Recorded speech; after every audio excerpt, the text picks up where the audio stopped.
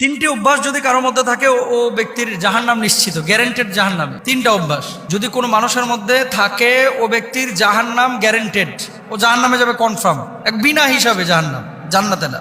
এক নম্বর, রাসূল আকরাম সাল্লাল্লাহু আলাইহি ওয়াসাল্লাম বলেছেন, মুদমিনুল খামর, যে মানুষটা নিয়মিত মদ পান করে, বছরে একবার পান করলো সে কবিরা গুনাহ করেছে। কিন্তু যে দিন রাত 24 ঘন্টা মদের সাথে সম্পৃক্ত রাখে, মদ ছাড়া তার চলে না, মদ না খাইলে বউকে ভালো লাগে না, মদ না খাইলে ঘুম আসে না, মদ না খাইলে চলাফেরায় সমস্যা, এরকম কিছু মানুষ আছে। কিন্তু রাসূল আকরাম সাল্লাল্লাহু আলাইহি ওয়াসাল্লাম বলছেন, মদ পানকারী ব্যক্তির 40 দিনের নামাজ কবুল হয় না। সে তওবা করলে তবে আল্লাহ তাআলা তার তওবা কবুল করেন। যদি সে আবার মদ পান করে তাহলে আল্লাহ তাআলা তার 40 দিনের আবার নামাজ কবুল করেন না। এর মানে এই না যে আমি একবার মদ খাইছি বা সিগারেট খাইছি বা জর্দা খাইছি বা নেশা করেছি, থাক আর নামাজের ধারে কাছে যাওয়ার দরকার নাই, কারণ 40 দিন তো নামাজ কবুল হবে না। বিষয়টা এরকম। নামাজটাও পড়বে, তওবাটাও কন্টিনিউ করবে, আর মদটাকেও ছেড়ে দেওয়ার চেষ্টা করবে। 2 নাম্বার, এমন চরিত্র যদি কারোর মধ্যে থাকে তার জন্য জাহান্নাম অবধারিত।